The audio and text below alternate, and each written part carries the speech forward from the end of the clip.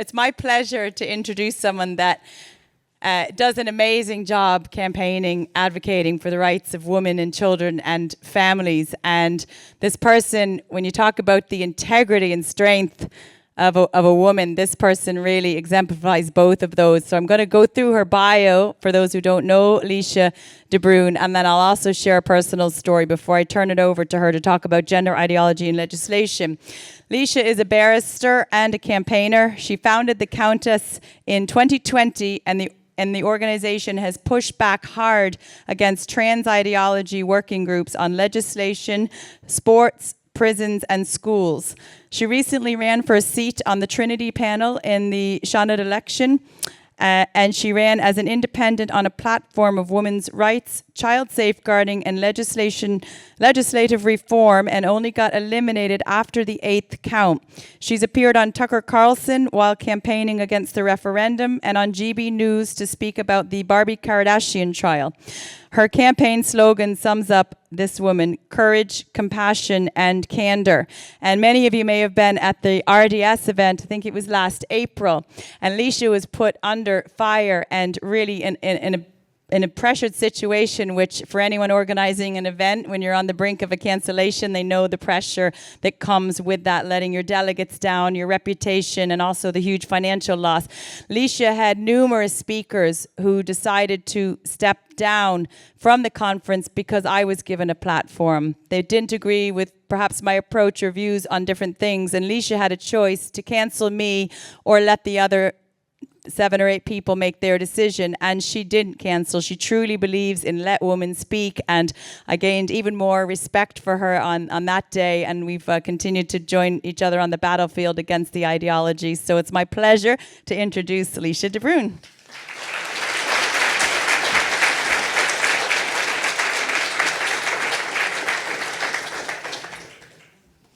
Well, before I begin, I would like to pay tribute to Jana, because I can say that myself and my co-directors in the Countess, Sorka and Barbara Jane, have had PTSD all this week just by sort of knowing what Jana was going through. And I feel like she is the epitome of grace and courage under fire.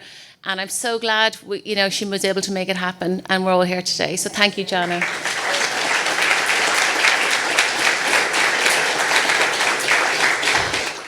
Look, I've been asked to talk about legislation, but I'm not going to do, you'll be glad to hear, a CPD on all these different laws. I mean, I think this audience has a fair idea of what laws we're talking about. So I'm just going to look at them, offer my observations, my analysis, and then I'd like to take a step back and really show you, I hope, how it operates really almost like an organism, like almost like a silken web, like fascia, because it all operates as a whole, really, to an end. Just to go back to the beginning, I founded the Countess in 2020, as you've heard, and I did that because I was opposed to gender self-ID, but I was also horrified how Irish people were afraid to even discuss it. I knew we had brought in self-ID in 2015, and I knew by definition this meant no safeguards, no checks, no transition necessary, that even a rapist on remand could be sent to a female prison once they identified as female. Any man could be a woman if you're a woman, if you simply said you were.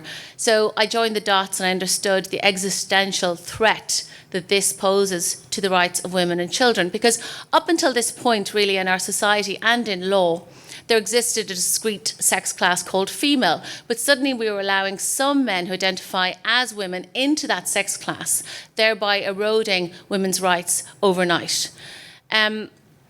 And really, it was already always accepted in our society and in law up until that moment that in order to have equality outside the home and for privacy and dignity and safety, that women and girls required certain measures like single-sex spaces and sports.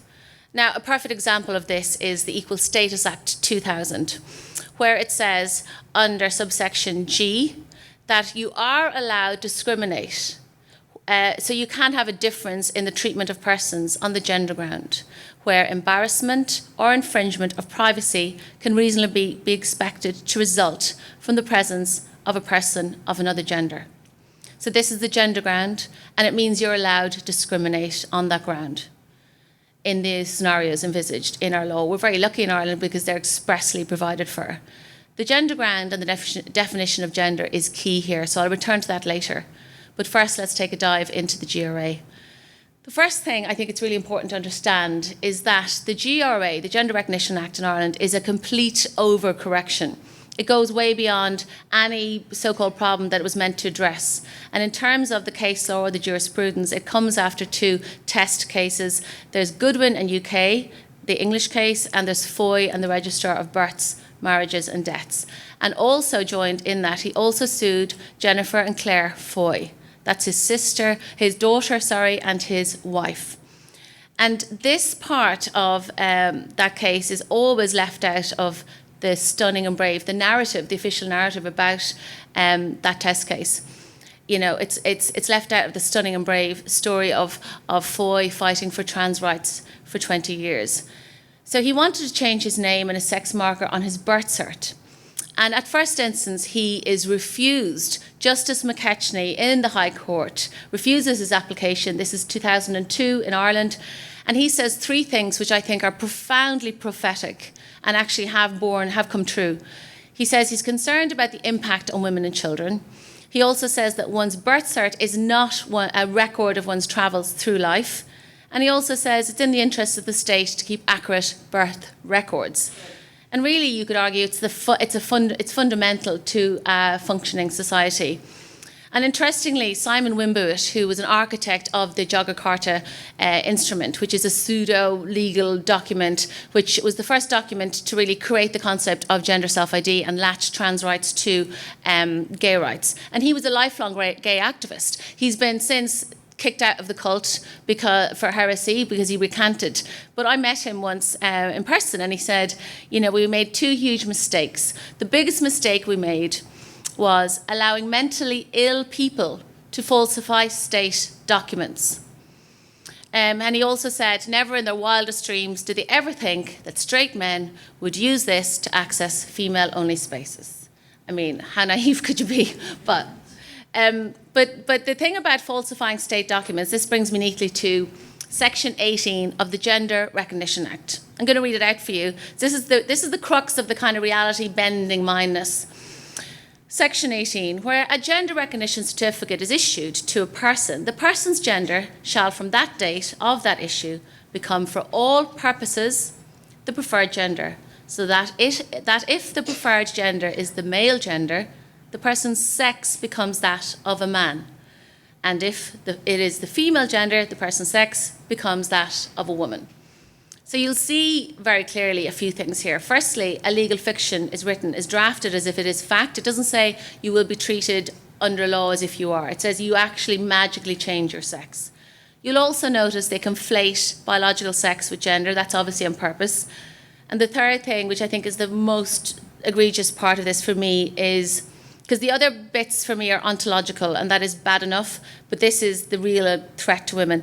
It says for all purposes. So there's no exceptions made for prisons or for sports or for shelters, no exceptions, all purposes. So now moving on to the hate crime bill. The full title is the Criminal Justice Hate Offences Act. It came into law in last December, as we know. Now luckily, the incitement piece or the hate speech piece was dropped due to campaigning by people like you. So that was a huge success. We campaigned in the Countess against the first iteration of this as long ago as 2020. But I feel it's important, we can't really rejoice because they used that bill to collapse the definition of gender.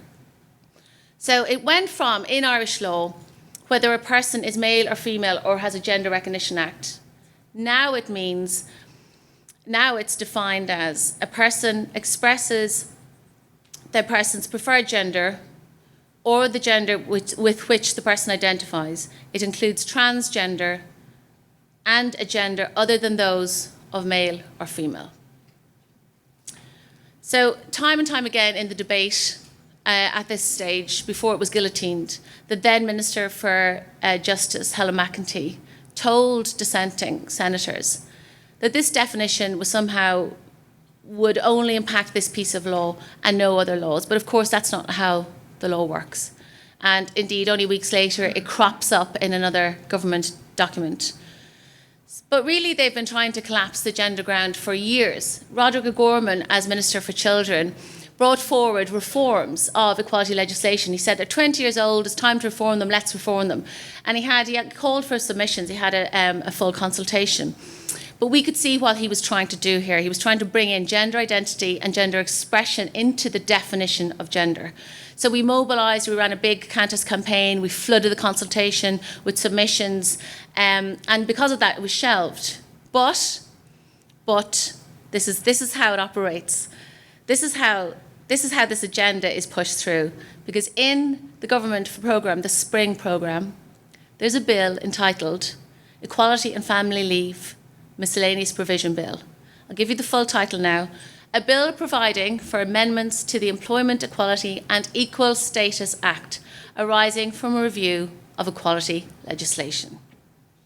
So the revised heads are in preparation at the moment. And I have no doubt it will include a collapse of the gender ground, an expansion of it to include gender identity or gender expression. So really, regardless of even one pathway not working, they just push it through in another way with another bill. Now, why does this matter? Why does the gender ground matter? And why does the collapse of the gender ground matter? Well, I personally view the collapse of the gender ground as heralding in next level self-ID. What I mean by that is, like, currently under law, on paper, you have to have a GRC in order to access female-only spaces as a biological male.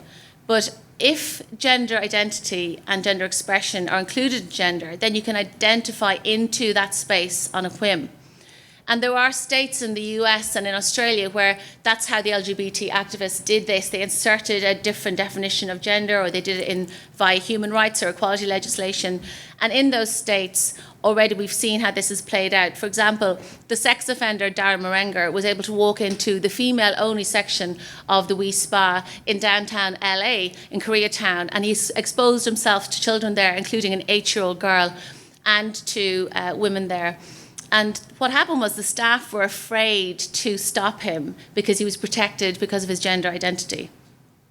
So if we look at the prohibition of conversion therapies bill, that has apparently lapsed, but again, I don't think we should ever assume anything has lapsed or anything has timed out. It doesn't matter who's in power. It doesn't matter which minister has which portfolio. This is an agenda. But I'll just read you, for the Orwellian sense of it all, I'll just read you the full title of that bill. It's to prohibit conversion therapy as a deceptive and harmful act or practice against a person's sexual orientation, gender identity, or gender expression. Now, despite money being pumped into a research project, there's absolutely no evidence whatsoever in Ireland, in this jurisdiction, of any conversion therapy at all as envisaged by this bill. So why are they bringing it in? Why bring it in? What are they trying to achieve?